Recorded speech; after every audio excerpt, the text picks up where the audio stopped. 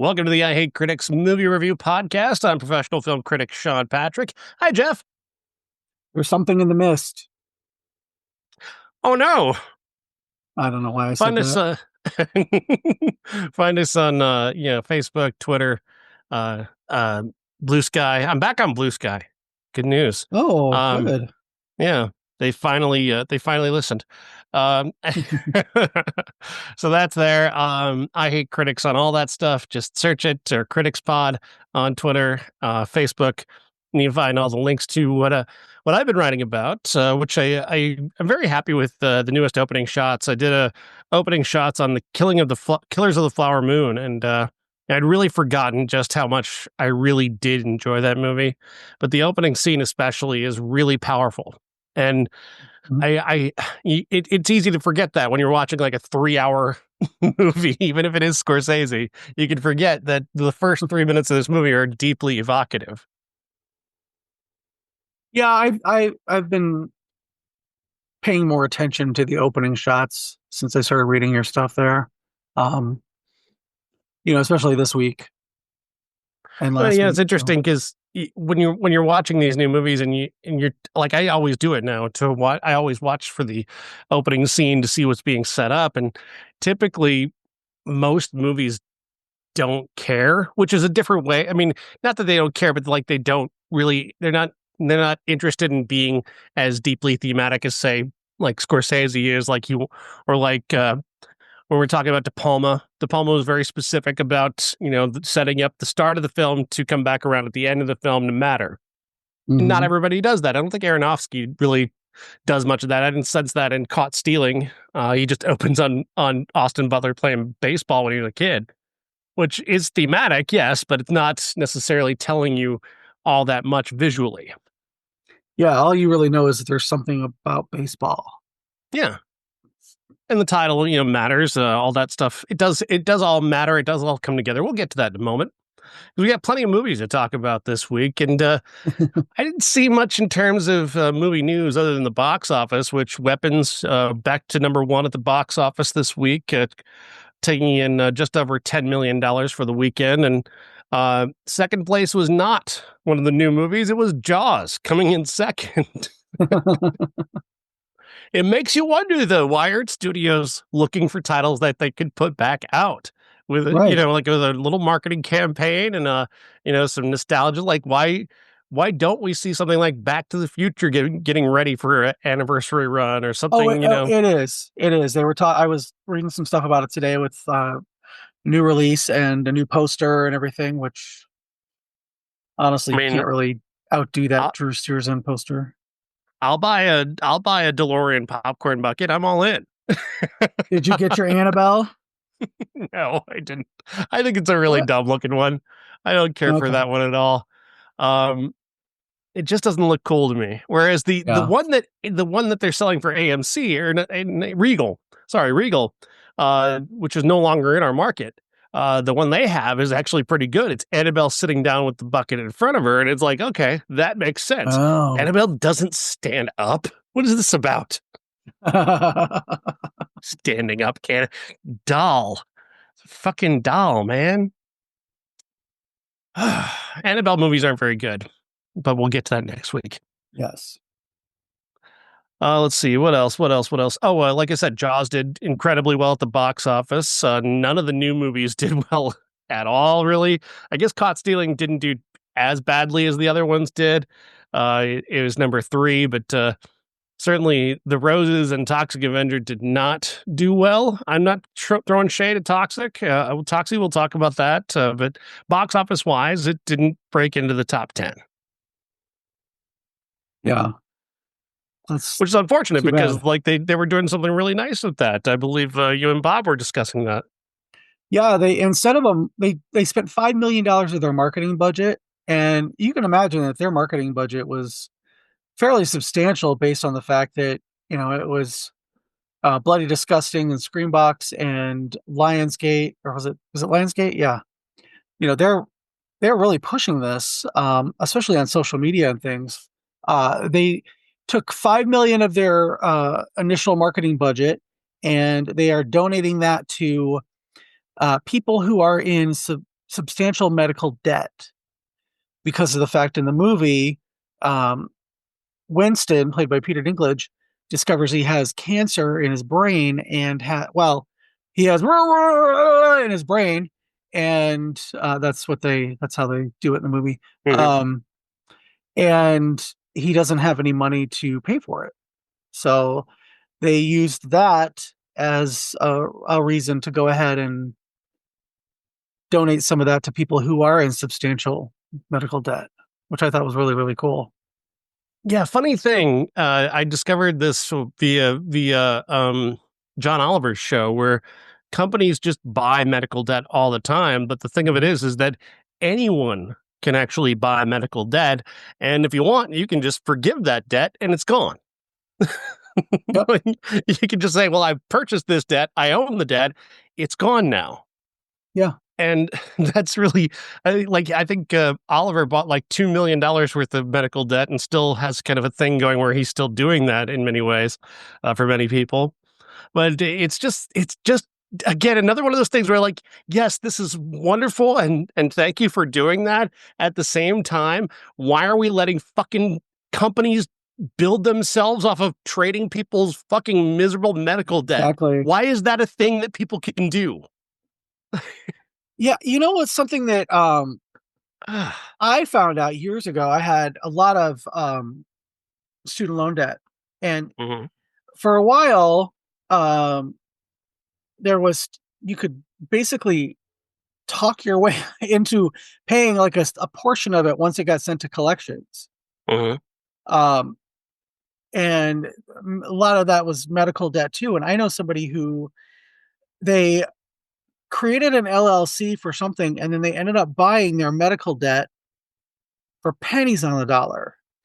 So their medical debt was something like $10,000, and I think they spent like less than $2,000 to buy their medical debt. Cool. And then they just were like, okay, I paid it off. So that's one of the things that sucks about so badly about our healthcare in this country is the fact that this is allowed to happen. Yeah. This shouldn't be. It shouldn't be allowed. It shouldn't be allowed. I was thinking about this today too. This is just kind of a tangent from that, but it's a similar idea. That there are now companies out there that we pay to try and stop people from mining our data. We pay that, so we'll hire a company to protect us from data miners. And it's like, wait a minute, why don't we just put the data miners out of business and just make a law that says they can't do that? I mean, it's so stupid. We've allowed tech billionaires to create this ridiculous economy that doesn't need to exist, that is based on pure evil. It's like it's protection money. It's a racket. It's a Mhm. racket. This like the same companies are like, here, I own this company that protects you from data mining, but I also own a data mining company. If you'd like Yeah. me to stop mining your data, pay me this much money. God. I mean, And the look, government does nothing because those people have millions of dollars and give that all to their fucking senators. yep. Yep. I don't like somebody was calling me out because I said something about, who being a pedophile and hopefully a dead one. Because there's no such thing as a good live pedophile. I True hate that. the fact that like when I was, all up until like literally 3 months ago, as somebody who leans left, I was always and is definitely a big old homo. I was always told that I was the groomer and I was the pedophile, and all of a sudden it's okay to be a pedophile. The Weird how people that who kept works, isn't it? calling me one are suddenly okay with it. And when I call them like kid fuckers, they're like, no, that's you. And I'm like, no, literally, you're protecting one right now. Release the Epstein files. And they get so mad. I had it like almost made me want to delete my threads account, which Hmm. it's just bullshit now that the entire Russian bot army has come over there. But so many people were just like, he is not a baby raper. And I'm like, yeah, yeah, yeah. No, he's Hmm. literally, walks in on underage girls and does, that's just as bad. So I just, it floors me that the left is now, the right that always claimed the family values and all that. They just literally don't have a leg to stand on. They really don't. It's And bizarre. It's and they're truly. all, and granted, I think all of Congress should be turfed out in like no more than 3 um terms, I Oh think yeah. that, We, on either side. And I think that the president too, now they're talking about doing more than 2. I'm like, nope, nope, we did that and he died in office. And you know, it's everybody should have term limits. I don't care what side of the aisle oh yeah. you're on. I don't care if you're an independent like me. I don't care if you are a Democrat, a Republican, a whip, a wig, whatever. Yeah, No, you should. the minute we let centrist Democrats give up on term limits to get other things that they claimed that they could get if they traded that away, the second we did that, we fucked ourselves. We fucked Yeah. ourselves immediately. I know this isn't a political podcast, but I can't help myself sometimes. Just the dumb shit that Bill Clinton caused and hit term limits not happening, his fault. That's him and his Yeah. boy Gore doing that dumbass shit, letting Republicans getting away with that. Mhm. By platforming Joe Lieberman, that's what they did. Oh They yeah. brought that about. Yeah. Yeah, I am not necessarily somebody who thinks that both sides are equally as bad on everything, but on Right. No, that, definitely. they No question. both sides are the fucking worst. Are both sides the same on social issues? Absolutely not. No. Um, are both sides equally as bad on uh doing things to children? No, they're absolutely not equal. There is one there is literally the most powerful person in the country. I can't say in the world because he's not. Um, is an adjudicated rapist and is basically a pedophile. So, I mean, allegedly, but well, no, not even allegedly, because he admits that he walked into dressing rooms with naked underage women. Yeah. Yeah. So, The yeah, Miss Teen USA pageant was operated under him. And he loves that little anecdote about being able to walk in and say what he wants yeah, and, grab him by the pussy. yeah. So you know what? If this is not a both sides issue, Yeah. what is a both sides issue is term limits, is our lack of health care in this country, and the way that movies like the Toxic Avenger that used this as a plot point, people don't believe it's true in other countries because we're like one of like 3 countries in the developed world that doesn't have universal health care. What the fuck? The, the rest of the world is baffled when they hear about Americans who are on platforms like whatever platform, money raising platforms to raise Yeah, money for their healthcare. Their minds are blown. They're like, "Why do you have to do that? We don't have to do that." yeah. They Wait, can't believe it. you mean you have to pay to go to the doctor? Not only that, you have to beg other people to help you pay when you're poor. Well, and Like I somebody know I if I get seriously ill, I'm gonna have to start a GoFundMe. Like if that yeah, happened to same. me, like I have no other option on that. I was actually I was That's fucked up. I went to see Toxic Avenger today. They don't really dwell on, it is kind of the impetus for why he gets turned into Toxie, but Mhm. it is not dwelled on. It's not like a drama. But it made me think about it as, there are a couple of parts in that movie that kind of drag, and we can talk about that. But I was, Well, let's dig into it. I mean, this is the most relevant movie of the moment, I think, even yeah, as it is not a movie that anybody went to see this weekend. The Toxic Avenger is, for me, and this is going to sound like hyperbole, I think this is the true Trump administration movie. And I realized they made it before he got reelected. But yeah, when you watch everything that's part of this movie, every aspect of it, is basically Trump's America. It's basically everything that conservatives claim to want about the lack of rules for environmental dumping, the lack of oversight when it comes to health implements, when it comes to monitoring corporations that are destroying the environment. Those are things you guys want. In terms of you right wing guys, that's what you want, right? You want the government's hands out of companies, right? That's what you want. This is what you would get: is the Toxic fucking Avenger. It's this fucking nightmare place where where the poor are dying, the rich are just getting stupid rich, doing the stupidest shit.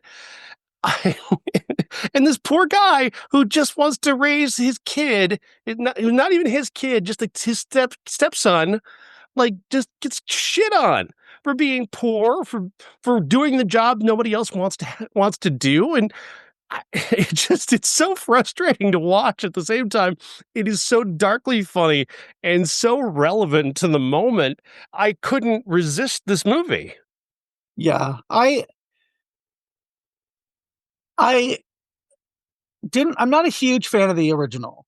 Mhm. It's fine, I get what they're going for. I like the guerrilla style of it and whatever, but it's not one of those ones where I'm like, oh my god, they're having a Toxic Avenger reunion at this con that I'm doing. I have to meet everybody.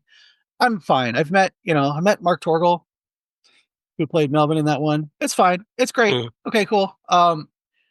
But I almost want to watch it again after watching this one, even though it's just night and day. Um, Right.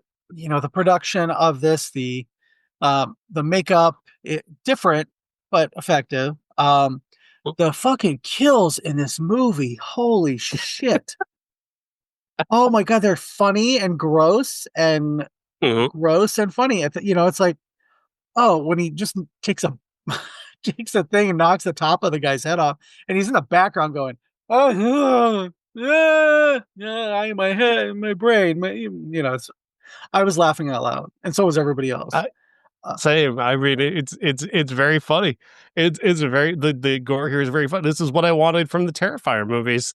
yeah, Honestly, is I thought this would kind of be what they would go for. Is kind of that it's level of gleeful gore. grotesquerie. And it's Yeah, not, they don't, Terrifier 3 didn't have any fun with it. This is nothing but fun. From beginning to end, they're having nothing but fun in this movie. yeah. Um, I would say even with this is the, gleeful gore. That yeah. is gore that they're finding glee in. The only Mm, thing that came close to this level was the shower scene with the guy in yeah. Terrifier 3. That was the only. But yeah, this is just amazing. This is fun. There's a sequence, right after he becomes Toxie, where where he gets a chance to be a hero for the first time. These men's rights activists take over a restaurant because the restaurant was called Mr. Meat, but now it's called Miss Meat, and they're mad about it. They want it to turn back to Mr. Meat instead of Miss Meat. And so they're going there with guns and they're demanding that the name get changed back. And they've got guns and hostages, and Toxie goes in there and just knocks the guy's jaw right off. And I'm like, yes, please and it's just more and more just gross and disgusting shit that he does to these men's rights assholes. And it just Oh yeah. it is so cathartic. I just enjoyed it so much. I wanted there to Yeah, be that was I fun. was waiting so much. I wanted so much for there to be like a true like Andrew Tate surrogate to get his head knocked off. Ah, Well, they already knocked the one guy's chin off, so now he looks like Andrew Tate. I'm just saying. it's a great Um, sequence. It's funny, yeah, and Peter Dinklage is great. He's just great. He seems to be delighted to be there. He seems to enjoy what he's doing with this role. He seems to also not take it seriously, but like give it a gravitas it doesn't really need. yeah, yeah. But Just because he's that talented. so somebody was talking to me about today, one of my coworkers. So I said I was going to go see it. And he goes, "Oh, didn't I thought he wasn't doing any movies anymore?" I was like, "What are you talking about?" And apparently, he said that he doesn't think that little people should take little people roles or something. I There was didn't a bet. even. That's the Snow White thing. He was upset that Snow White was going to cast a bunch of little people as the dwarves, and he felt like that was a reductive. notion Gotcha. that little people should be aiming for roles that could go to anyone as opposed to just roles that could go to little people, which fair enough. At the same time, Fair enough. Was he? Who's he gonna like? Is he gonna do basketball players as the dwarves? I don't get it. but like no, there are plenty of roles out there that could go to anyone, like Oh yeah, businessman or like the role that he's playing in the upcoming Channing Tatum movie about the roof guy. That's a role that could go to anybody, and yeah, it goes yeah, to him. So I understand what he's saying. At the same time, he took 7 salaries away from 7 people who aren't Peter Dinklage who could have got paid for that role. yes, yes. There's the two sides to that story, I would say. Agreed, agreed.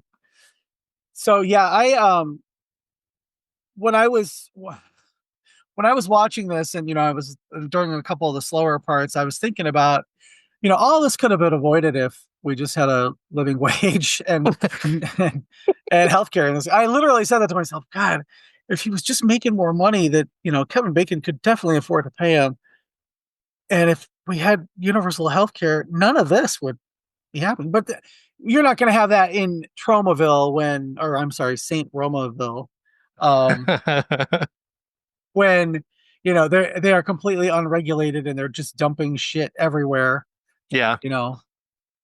So there's just so many funny things, but the weird career Kevin Bacon is cutting out for himself at this point is just wild. Like the role he played in Maxine and this movie are just so like, Kevin, are you really this sleazy, or how are you tapping into this? He's a really great actor at pretending to be the sleaziest human being alive. Exactly. Don't get me wrong, he's great in both movies, but I just don't understand. Like that's a weird thing to be able to lean into so heavily. Well, I think that a lot of the actors of our generation are like Peter Dinklage is like a little Nicolas Cage. I think he could do all the stuff that Nicolas Cage is doing. Uh-huh. He could do a Mandy. He could do a Color Out of Space. He could do all of this stuff. I feel like how like we used to substitute Kevin Spacey or Nicolas Cage for Kevin Spacey. Yeah, well, yeah. We could easily do that with Peter Dinklage. I mean, how could he not, like, Peter Dinklage could play Lester Burnham. Like, there's nothing about that character that needs to be tall. Yeah. Like, I get that. And I get his point about that. He's definitely right about that. This movie is not just political. Like I've kind of put it in a very political space because I do say so many wonderfully smart political points that this movie is making, but it's not all that. The biggest laugh in the movie to me came late in the film, and I think if you don't have the context of what this is, it might not be as funny. But I watch a lot of YouTube, so I knew what this was. The guy who is like proves to be his like savior, his guru, this doctor who lives in the forest, or is not a doctor, whatever the fuck he is. Yeah. He saves Toxie from a mob. That guy late in the film, somebody refers to him as this guy drinking junkum in the forest.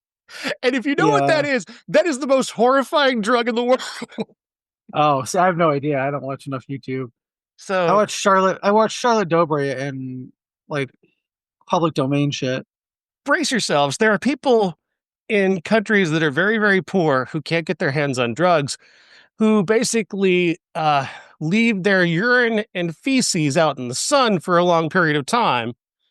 And then they smell it and get high. Oh. It's called junkum. Oh, no. It's the worst thing ever. And I laughed so hard when I heard that. Absolutely not. Yeah. It's dark out there, Jeff. Yeah, it was dark in my head. Not huffing urine and feces dark, though. Well, this is true. Oh, speaking of that. You see, things can always be worse. The scene where he has to pee on himself. Oh, perfection. That was fucking brilliant. Perfection. I'm not a pervert. Now, excuse me, I have to pee in my own face. What? No, no, what? Oh Lord. Yeah, The I line would. delivery, the timing, the Oh yeah. perfection is just great. Yeah, the fact that some of these lines are coming out of Peter Dinklage that you're just like, holy shit. One of the best actors of our generation is saying this shit. Uh, Fucking gold. And again, they're just blowing apart yet another like needless Hollywood stereotype where like a little person has to be the ultimate exemplar of all that is good in order to exist in a universe. Yeah, it's the same thing that we did to many African American actors and whatnot. Yet, just minority actors in general have to be like the best version of themselves in order to be featured in movies. And it's like, no, no. Peter Dinklage can do all of this. He can pee on his own face and be the most dignified man in the room. yep. Oh. He's that he has range. Acting. I think the Oh, Toxic Avenger is amazing. I really had incredibly low expectations for it. I was warned ahead of time that it was not going to be a movie for me, and I'm like, okay, I understand what you're saying. And then I saw it. I'm like, this movie is absolutely for me. What are you talking about? yeah, they don't know you very well. I was like, Sean loved this because when you said I'm seated for Toxic Avenger the other night, I'm like, no, I'm not even gonna ask. I'm just gonna wait. And I watched it and I was like, oh, this is 100%. He's gonna like this. It's just so political. Yeah. Like it's just so I mean just so blatantly leftist. I just love that. I just love it. If you're going to be political, own it. Own it the whole way, man. Just take the whole thing Exactly. and own it the whole way. And this movie is fearless on that front. Yeah, it was not afraid at all to take, like big swings for a joke or for some gore. Mhm. So yeah, I fully like I don't I'm gonna say something, I'm gonna give it away for the next movies, but this like I didn't not enjoy a single movie this week, and that's rare Hmm. because usually I'm like, ugh. I So definitely had one I didn't like. well, I mean there are there are levels of what I liked and what I Mhm. didn't like, Yeah. and but yeah, this was like one of them was like far and above, the other one was fine, but this was like solidly in the middle. Yeah, this is my number two because my number one for the weekend, the movie I loved the most was Caught Stealing. Caught Stealing with directed by Darren Aronofsky, starring Austin Butler, Zoe Kravitz. Story set in the late 1990s in New York, which I think you're kind of familiar with that Yeah, era of New York. I didn't move there Uh, until 2009, but yeah, ah, it was. you I mean, I'm visited though, aware right? of it. You Yeah, visited yeah, before that, right? yeah. The story is about a former baseball prodigy who got drunk and killed a friend while he was in high school, and he's kind of lived with that as some sort of PTSD thing. He's kind of been trying to drink that away. Zoe Kravitz is kind of trying to talk him into being a slightly more aware and alive person, and their chemistry off the fucking charts. They are so sexy and so funny together. I was shocked. I didn't expect them to be as good as they were together, which then sets you up for something that you will never see coming. Yep. I Not certainly, especially not if you watch the trailer. I did not see that coming at all. I was kind of shocked, and I thought, okay, well, maybe I'm going to leave. Like this isn't fun. Yeah, But then it got fun immediately after that, because truly, this movie just doesn't stop moving, and that's the real key here. I think is Darren Aronofsky.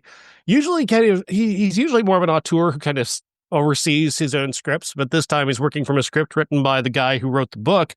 And that guy is really witty, and he's bringing a lot of wit to this. There's the banter is exciting, especially between Zoe Kravitz and Austin Butler. I really thought he kind of comes alive for me in this movie as kind of a real movie star for the first time.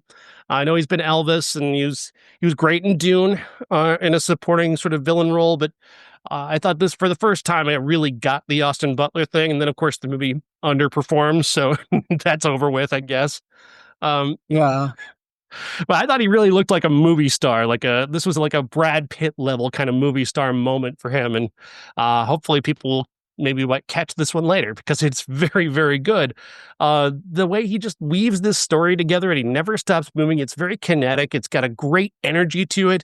The dialogue is crackling throughout. The villain characters are funny and dumb and weird, and you get, just and the Regina King. I didn't see her character arc happening. That got me. I was really like, this movie just filled with surprises.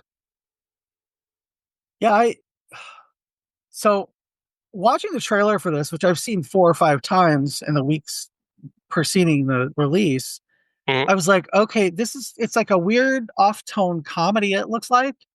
And this has a couple comedic moments, but it's not a comedy. Right. It's fucking dark. It is very I'm like watching this, I'm like, how is this a Darren Aronofsky movie? And then you got into it, and then what happened when the big thing happens, you're like, okay, now it's a Darren Aronofsky movie. Okay. Mhm. I was blown away. I've never been a big Austin Butler fan, but he was so good in this and so natural. And the scene where he's in the bar drunk, it's like Mm. he just kind of like jumped off the screen as well as the Oh pool yeah. table. I was just like, holy shit, okay. I'm kind of getting on board with him. I didn't like Elvis. Yeah, same. I've never yeah, I never he's never really done anything for me except be what I assume is pretty. He is not, to me, he's not like everybody that I know is like, oh my God, he's so hot. I'm like, I don't see it. I objectively see that he's good looking, but not for me. But there was a couple scenes in here where I'm like, oh, he's really good. And I could really, I can really kind of see where people are getting that from. So, Mhm. Zoe Kravitz is so natural and so like, she's like the manic pixie dream girl with a really hard edge.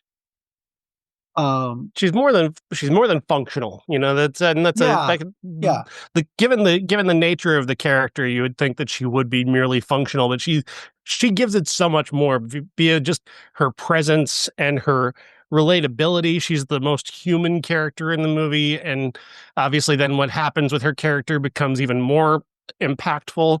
Um, it really just so impressive. Just it's such a great piece of casting, honestly. Like when you think about it, it seems like it almost might not be a role that a star should be playing. But then you yeah, put a star in it, and she shows you exactly why you put a star in this role. It's you need one.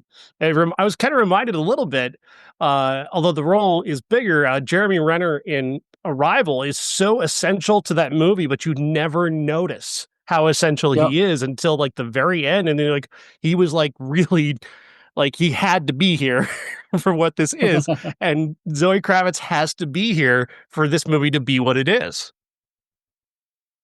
Yeah, I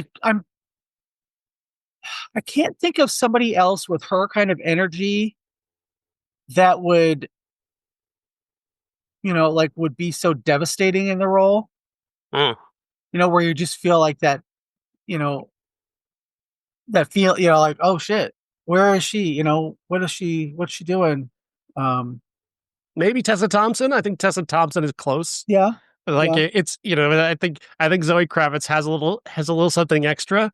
Not to say one's better than the other, but like in terms of this type of role and this type of performance, I think her also being a director and a very, very good director, I think it's given her so much more depth in terms of how she works around a camera. And I think you can sense that when you're watching the way that she performs now. She's much more aware of where she's supposed to be on screen.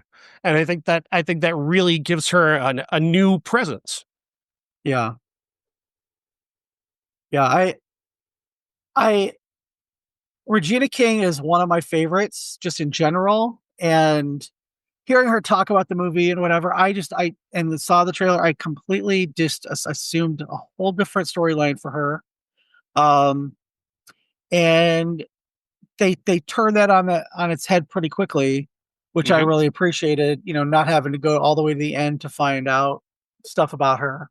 Um, she's also just like I didn't hate her accent. I could tell it was an accent because that's not how she speaks, but I didn't hate it. And normally when She didn't somebody tries overdo to it. Yeah. do, yeah, somebody tries to do a New York accent, it's like, what are you doing, Baba Booey? And all that, it's like, no, she was not scary monsters, just a little bit, not, yeah, just everybody was so well cast. I did not know that was Bad Bunny until this morning when I looked it up. I was like, why does he look, who is this? And then I'm like, oh my God, it was Bad Bunny. Okay. And So, credit to him, not an actor, but yeah, he lacks he lacks the kind of ego that would like keep some people from going, I'm not going to be the buffoon. And he's perfectly happy being a buffoon. He's perfectly happy yeah, like being a heavy who's not really a heavy. And you get that sense from him right away that this is a guy who's play acting sort of as being the heavy. And then of course he's gone. He's eliminated. He was never necessary. And I loved that. That was fantastic. There's so many just smart little things in this movie that just work, and it just goes to show you putting this up against the movie that we're going to talk about next, so much attention to detail versus a complete lack of attention to detail. yeah, I think really just makes this movie, just elevates it so much. There's one aspect of this I'm trying to remember exactly. I can't. Oh yes, Austin Butler in the opening act gets beat up, severely beat up, and instead of being like every other movie, like this beating actually matters. He's down for 2 solid days and they took out a kidney. And that makes it even more like it puts a clock on everything about him like having to give up drinking alcohol. Will he stop drinking? Like that's such an amazing thing. You rarely see movies being willing to make it like so many movies are just about the action hero who takes, 17 bullets and keeps going, because he's got so much yeah. adrenaline. This movie's not that. He's badly injured, and this is going to matter. Well, there was the thing though, like, okay, so it's 2 days after, and he does a lot of like running around and stuff that I know from somebody. I know somebody who had a kidney transplant, Uh-huh. and you know that's it stretches credulity a little bit, but he is constantly in pain, which was at least nice, Right? because So some many people would be movies like, don't think about any of that. yeah, They just don't even like if think this about was it a at all. Liam Neeson thriller, he'd just be like, Mhm. he'd he'd get out of surgery and he'd be like, oh, I can't stay here in this place anymore, or however he speaks. I He can't. cauterized his own wound and walked. Yeah.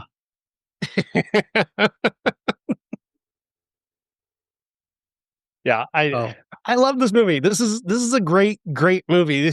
We've had so many great movies this year. I feel like I'm just praising everything, which maybe will lead into our next movie that I finally don't have anything nice to say about. Uh, I let's talk about the I roses. well, let me Go ahead, give my final thoughts if you don't mind. please. Sorry, I thought. I was kidding.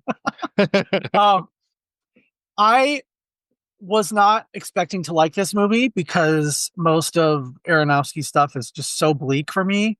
Mhm. But I this is a movie that, unlike most others that we've seen recently, has really stuck with me the last couple days. Like I almost wanted to go see it after I saw Toxic Avenger today after work, but I was like, I can't stay awake for another movie. But I was like, God, I really want to see that movie again. And you know me, like I only like to do that kind of stuff with shitty stuff like Megan 2.0 and silly things. So Yeah. or weapons, that one just keeps going. There's like 6 there were 6 theaters open today for that one at Cinemark. So, And um, I'm happy to hear that that yes, a really good movie is getting that yeah. kind of attention.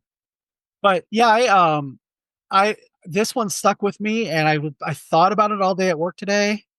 When I was like in my head or whatever, and a couple people that know that we do the podcast were like, "Oh, just see this week," and I told them, and "Oh, I haven't heard of that movie." I'm like, you know what?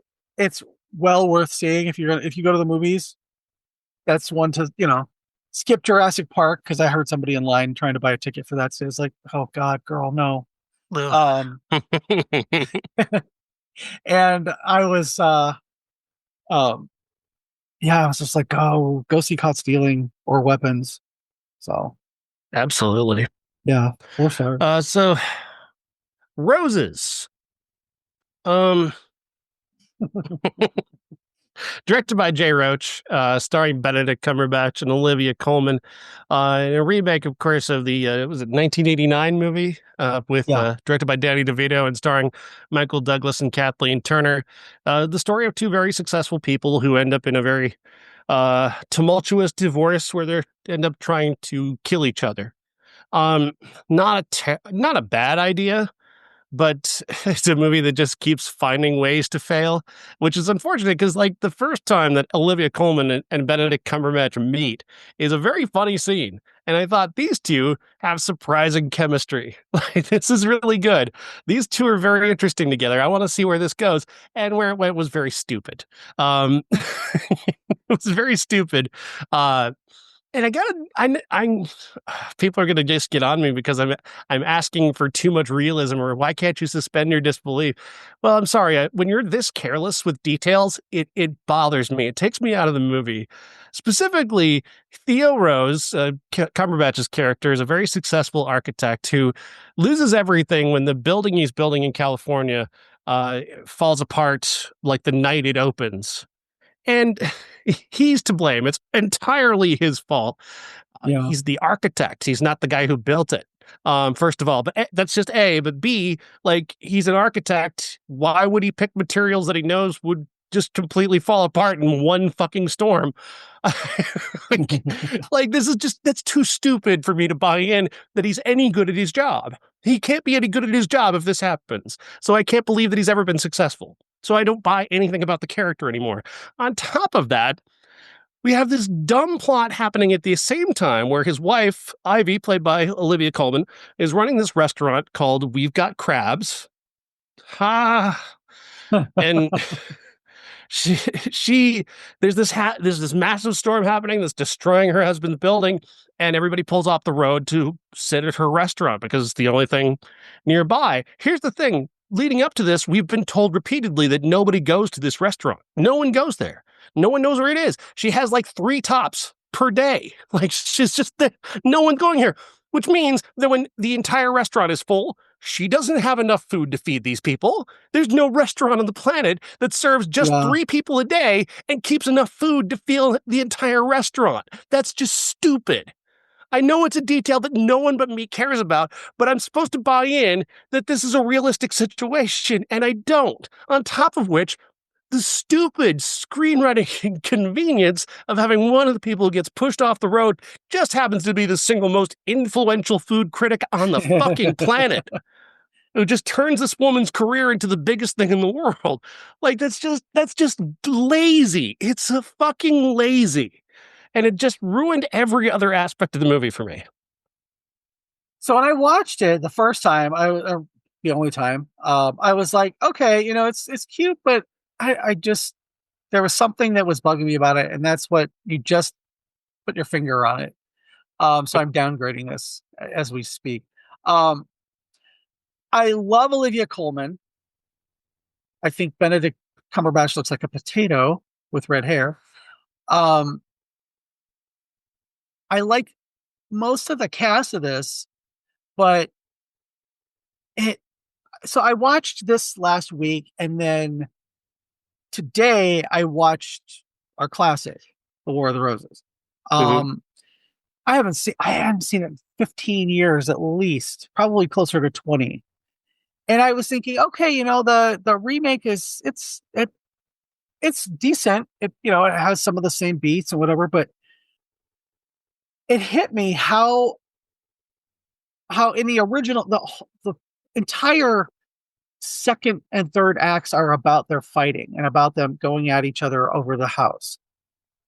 This movie, the new one, is just like it's like 15 minutes that she decides she wants the house and he decides he wants the house, and then we're going to fight about it for 15 minutes, and then boom, Mhm. and and I we did not need like all the minutia of their day to day with the kids.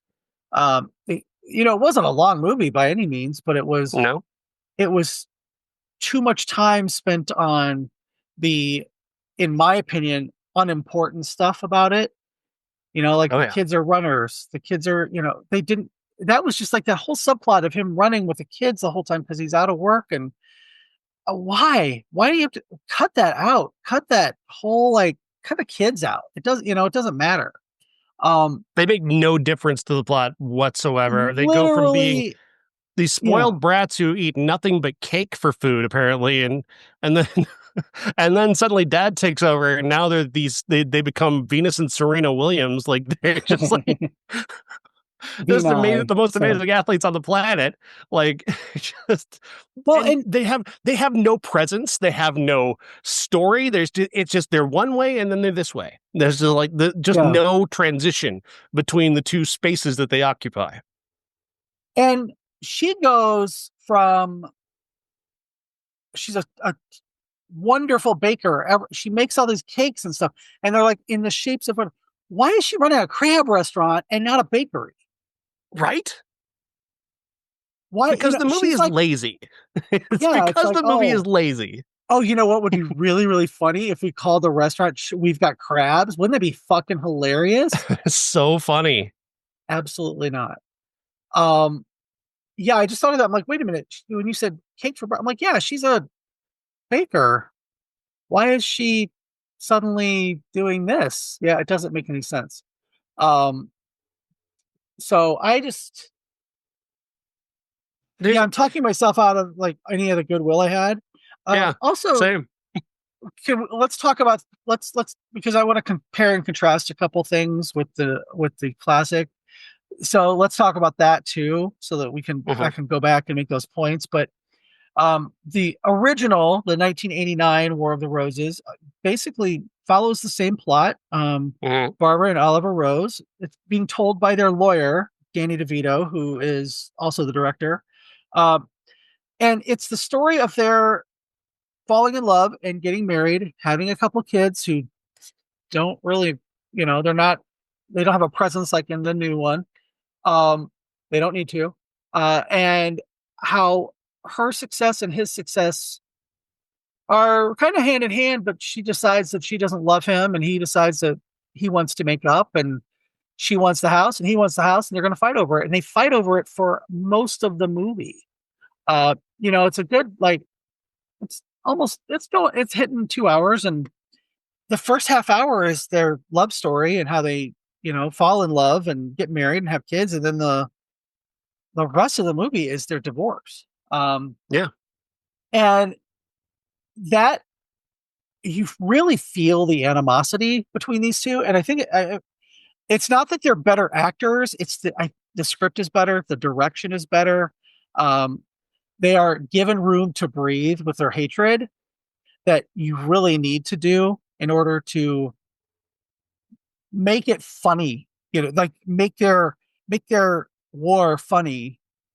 And the the roses, they're not mean enough to each other.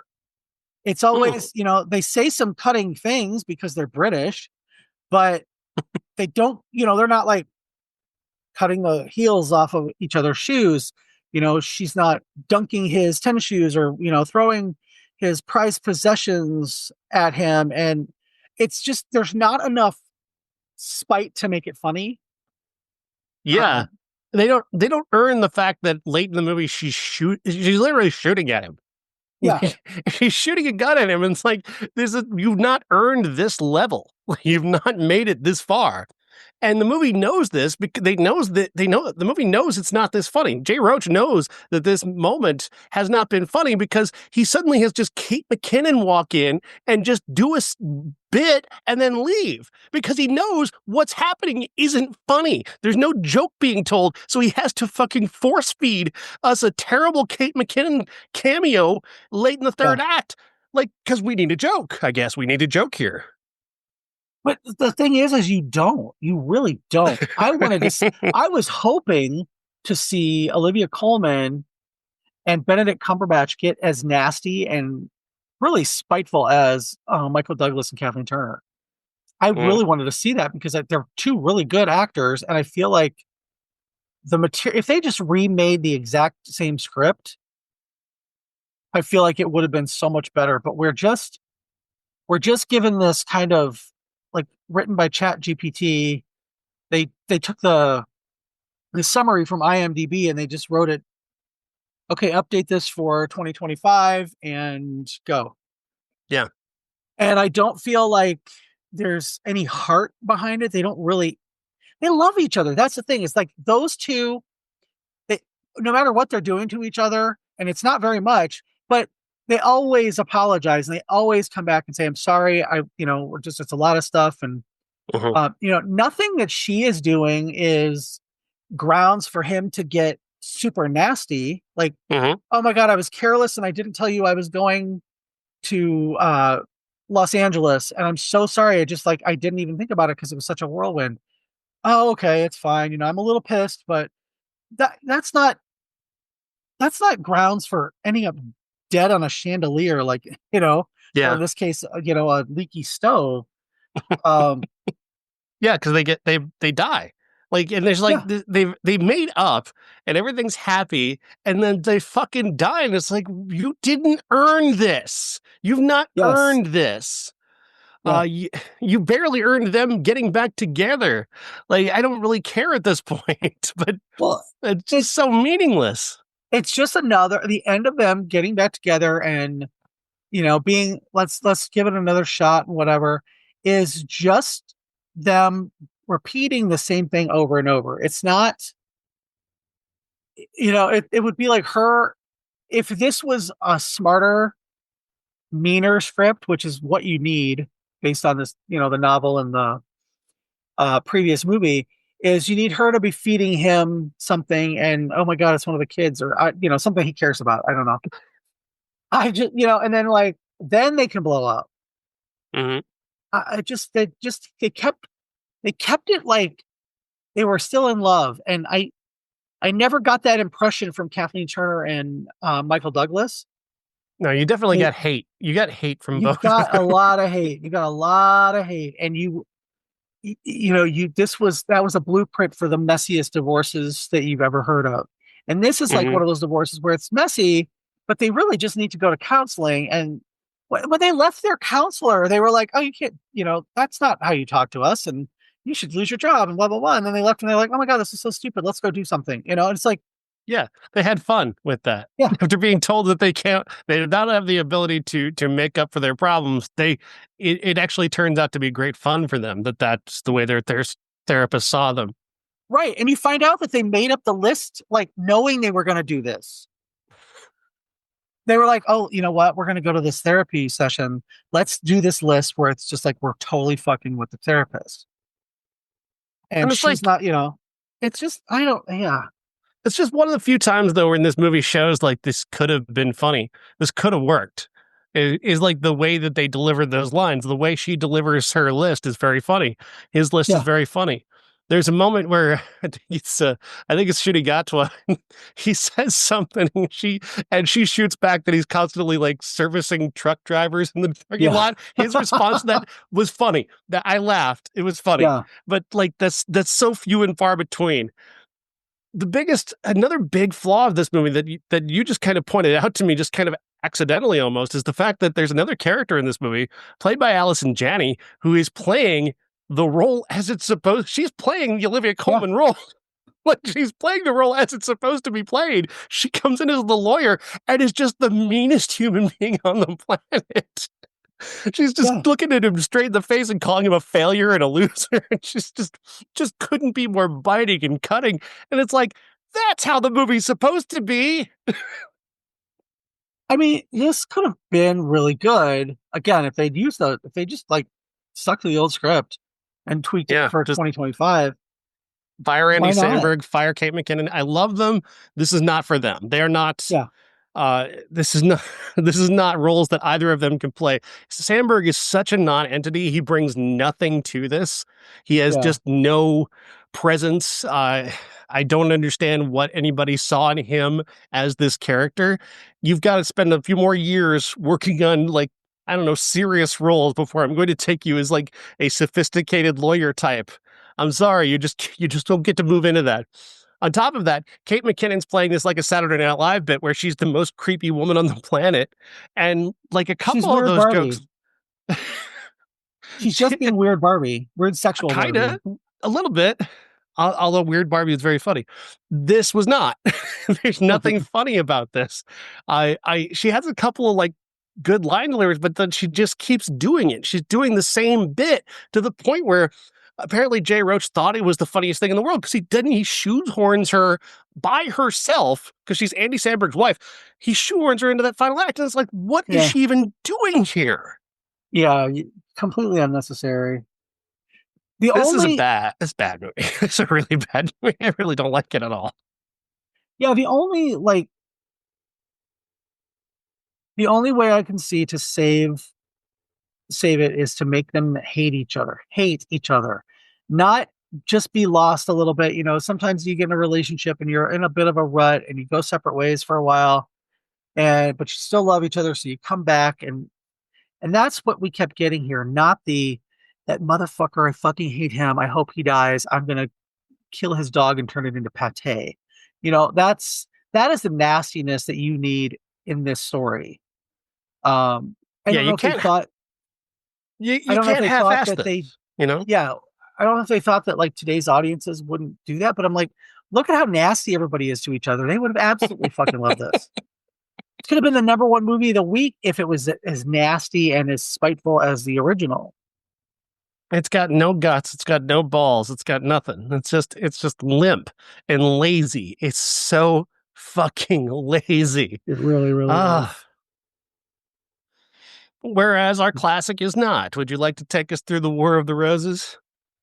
Yeah, I mean, I kind of talked about it. We do have Kathleen Turner and Michael Douglas play the roses in that one. And they literally decide that she's out of love. He still wants to make it work because I think he's one of those like middle-aged guys who he's just cool with, he's water. He finds his level and he's cool with whatever. And, he He wants, likes his routine. he likes Yeah. his routine. He likes the status that he's gotten, that his wife gives him. And she has fallen out of love with him because he's inattentive and a little Kind of boring. pompous and boring. Yeah. And so she decides that they're going to get a divorce. She's leaving him and she's going to get the house because she picked the house out. Well, he paid for the house. Well, I picked it out. And that's the impetus for the hatred that grows between these two and is possibly one of the most entertaining movies of the late 80s for me because of that, because of the hatred, because of the animosity and the just cutting jokes.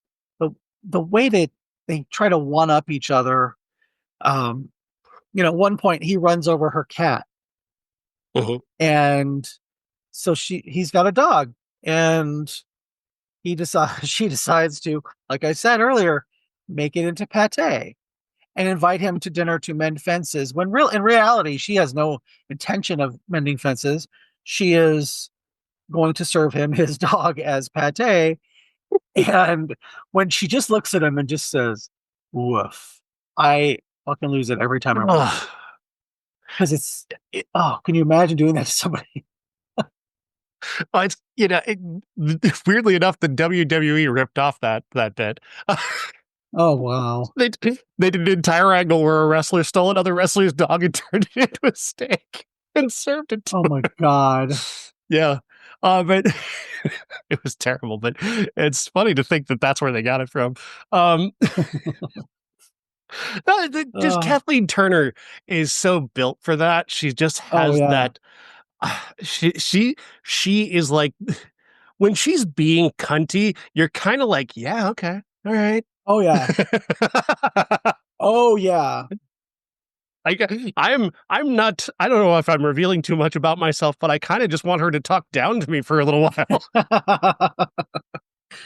I told you my serial mom story, right?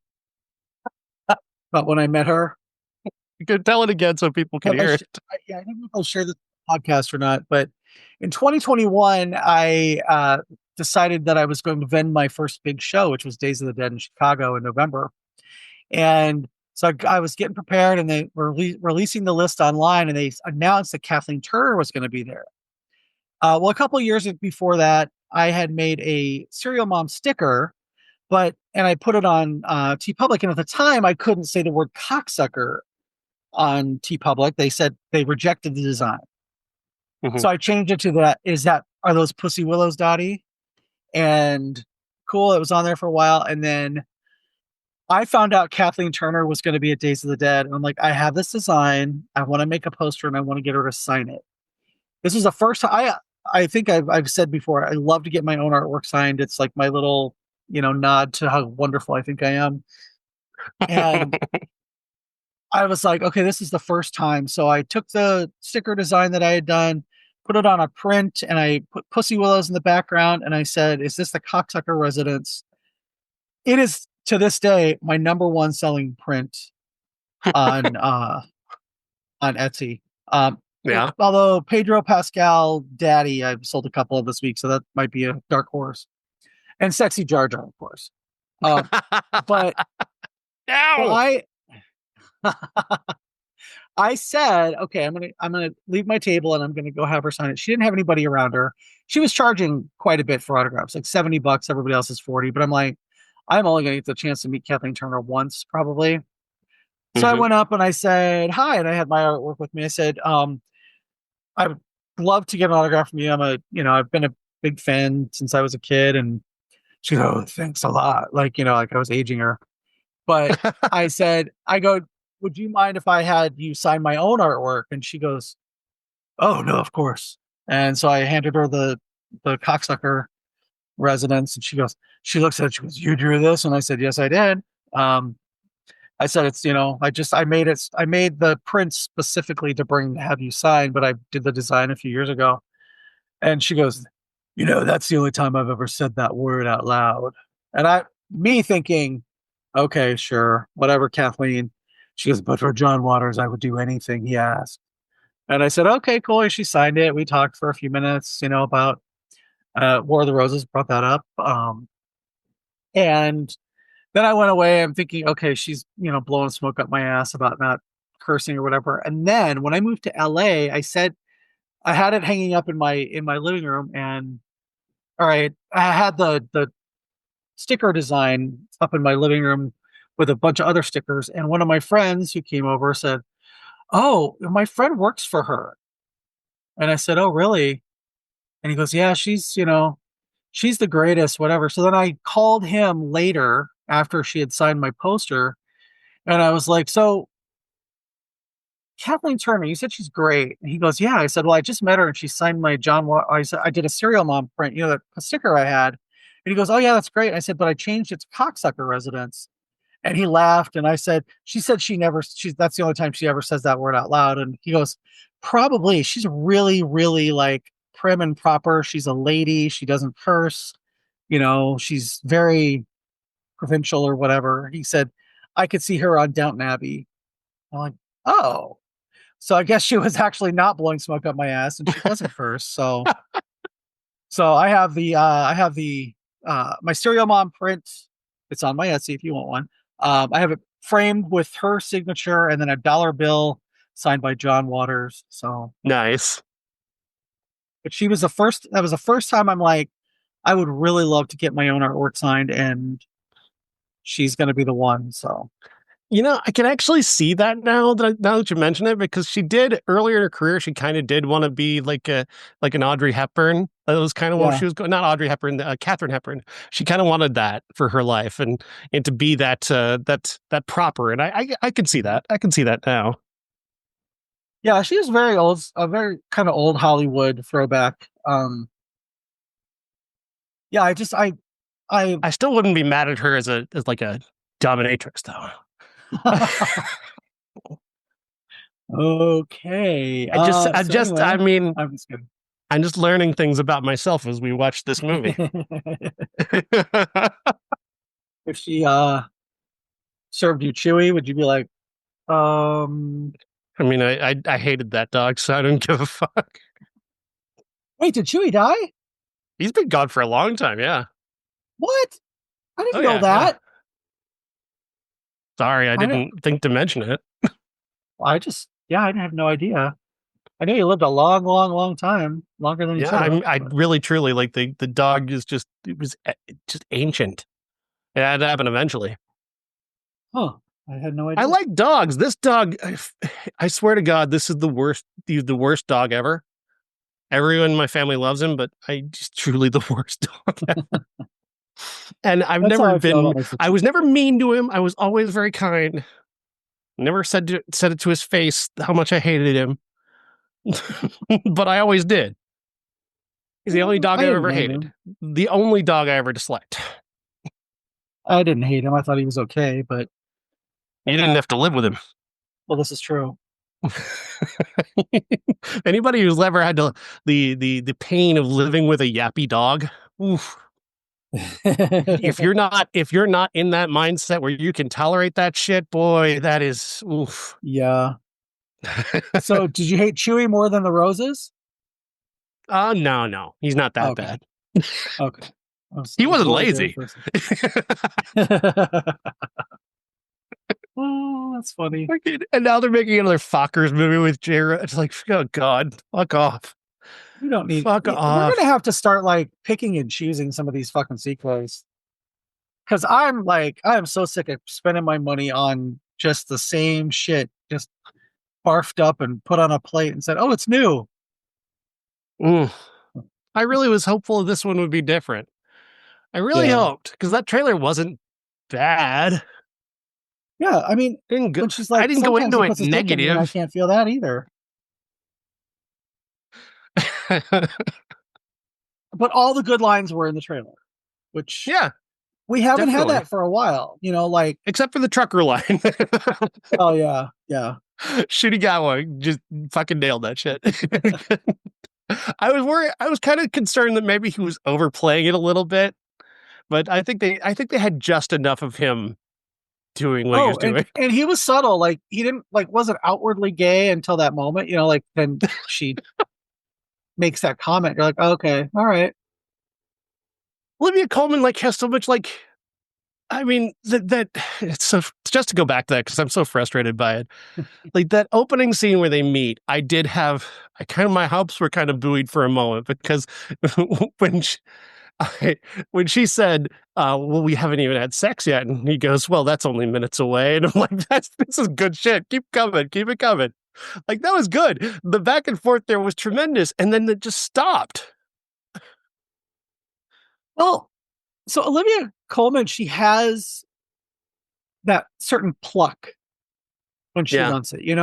Like I always remember her in The Favorite and how she was hysterical all the time, Mm-hmm. but she also had that like cunning behind her eyes. And I wish we would have seen that here. Because she Oh was yeah, always, definitely. cheery, cheery, cheery, cheery, cheery. And even when she was angry, she'd scream and then she'd be over it. When she should be screaming and like planning. A little bit of that, a little bit of the Queen would have been phenomenal. Yeah. A little bit, just a little touch of that would have made a difference. But this movie doesn't have the guts, and it's just too. Like I said, it's too lazy. The only reason those inconsistencies I mentioned before about his job and her job, those are just lazy screenwriter shit. That's just Yeah. the Tony McNamara, the screenwriter, just doesn't want to. I'm not going to bother to create a scenario that makes sense because that would take too much time. I'd have to knock this out, and here's your bullshit reason why he loses his job, which again, the original proves that's not even a necessary part of this. To Well, have yeah, him fail and her succeed, that doesn't even matter. you don't have to emasculate him to make her star rise. But Really, and especially if it would be so much funnier if he was all in his pomp and she's taking it out of him, because yeah, if once he's been like he's at his lowest point, what more can she take from him at that point? Like the house, I guess, but like the house doesn't really, like, it's a house, so what?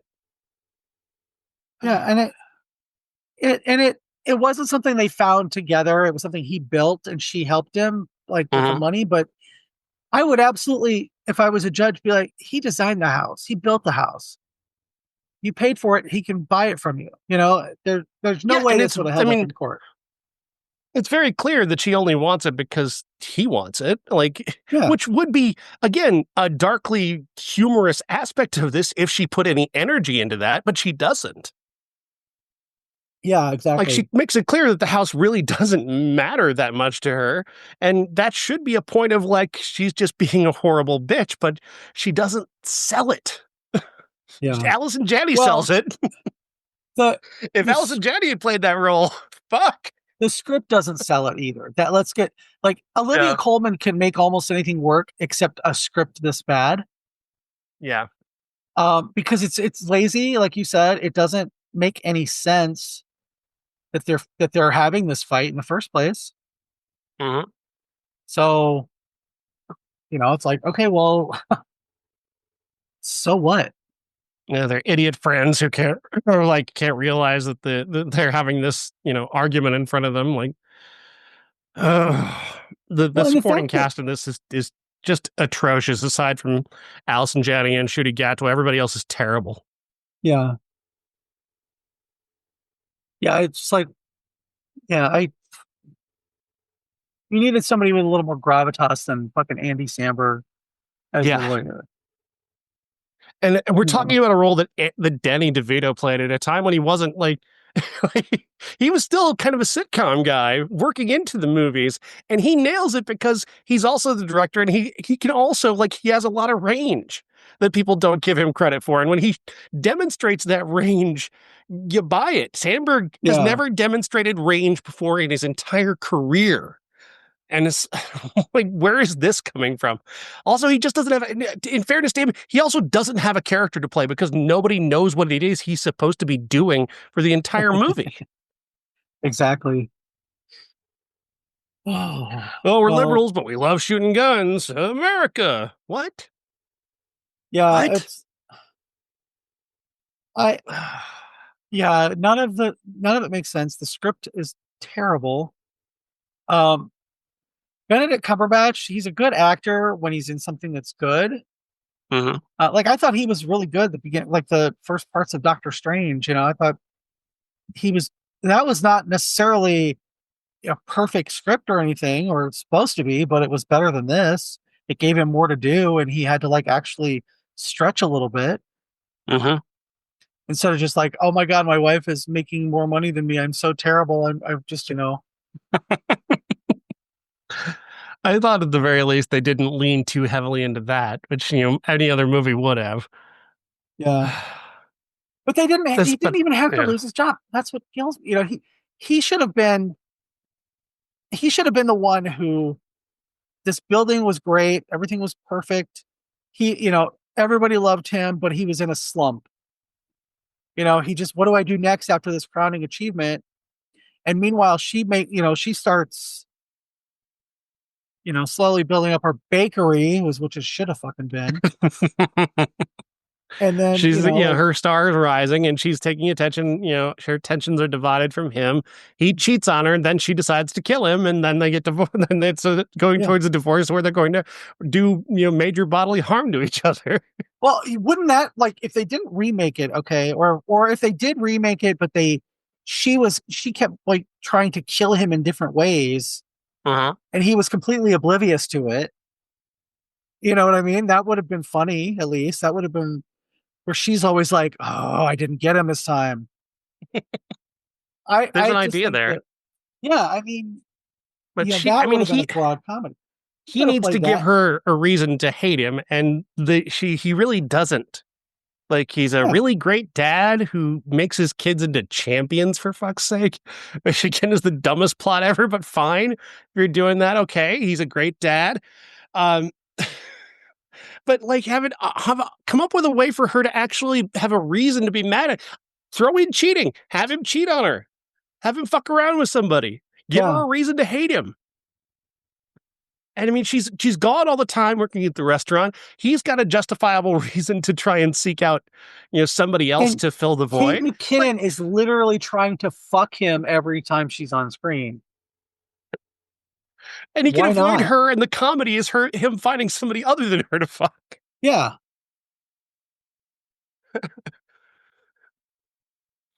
I don't know. You've talked me out of anything I liked about this movie, with the Yeah, you're exception of welcome. Olivia Colman. Uh, well, next week we're talking about the movies of James Wan. There's supposedly the final Conjuring movie. I don't believe that for a second, but it's the final one for Patrick Wilson and Vera Farmiga at the very least. They're not coming back. But there's also like a young version of Ed and Lorraine in this movie that I'm assuming is probably going to pick up these roles and carry them forward. So there's that. Guarantee it. Guarantee it. But yeah, we'll be talking about The Conjuring Last Rites and the movies of James Wan, Saw and whatnot. The movies that he's got his name on, and the movies that he actually did make himself. That's coming up next week. Sounds good to me. All I right, only have Jeff, to go to the thanks. movies one time. Yes, exactly. It's great. Yeah, why don't we do this? We go from like 3 movies a week for 3 weeks, and it's like one movie. Who knows? That I'd should make be it coming make out later sense. in the month. All right. Thanks, Anyway, Jeff. all right. Have a good one. You too.